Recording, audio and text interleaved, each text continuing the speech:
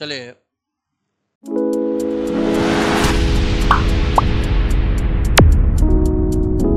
अब जो नया पॉइंट हमारे पास है, प्रकाश के अपवर्तन का नियम समझते हैं।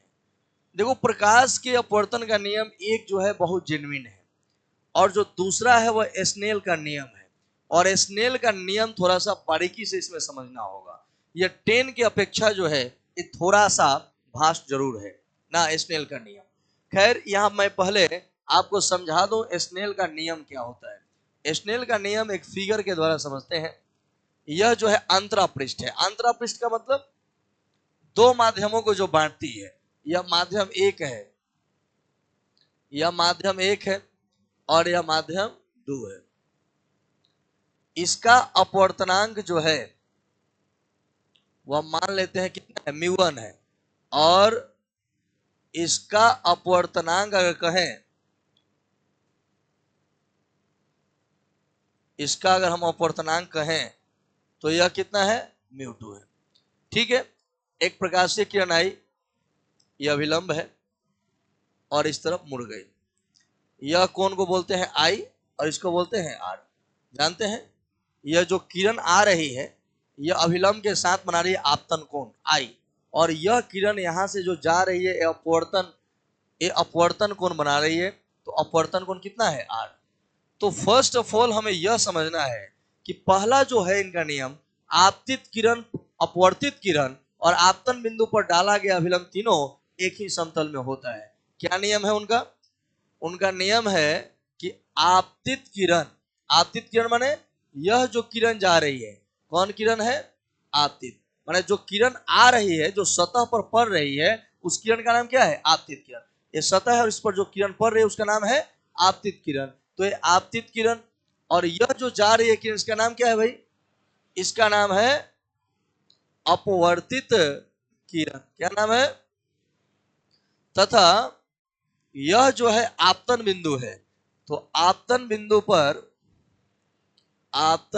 पर डाला गया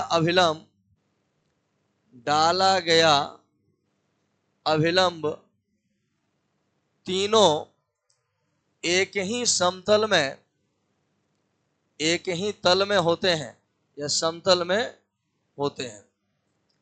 यह तो एक हो गया जो कि बहुत आसान है। और दूसरा क्या है, स्नेल का नियम। और यही नियम समझना है। स्नेल का नियम यह कहता है किसी एक माध्यम में आपतन कोण की जया, आपतन कोण की जया माने साइन का मान, आपतन कोण क्या है, आई।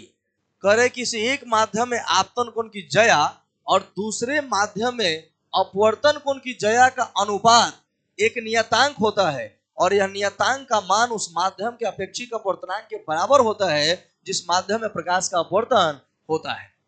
मतलब अगर हम ऐसे कहें तो इसको सिर्फ भाषा के रूप में मैं लिख दे रहा हूं, और बाकी जो बोल रहा हूं उसके आधार पर आप लिख सकते हैं, वीडियो को रोक कर लिख सकते हैं आप।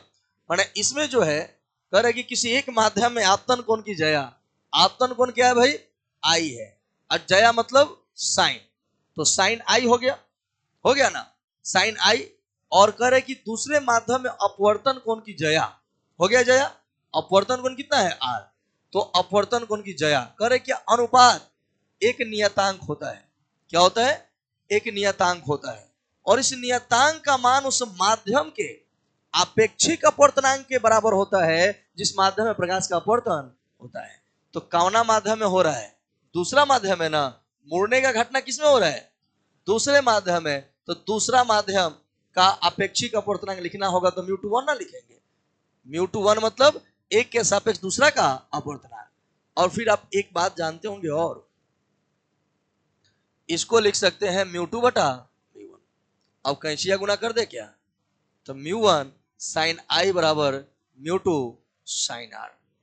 यह जो है स्नेल का जो नियम है, μ1 साइन आई बराबर μ2 साइन आर, यही स्नेल का नियम माने कहा जा सकता है।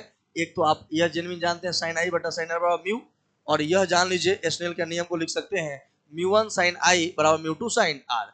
मतलब जिस माध्यम में आपतन कोण है उस माध्यम के जया का मान और उस माध्यम के अपवर्तनांक का गुणनफल, और दूसरे माध्यम में जिसमें अपवर्तन कोण बन रहा है उसका साइन का मान और उसके अपवर्तनांक का मान के गुणनफल के बराबर होता है ना।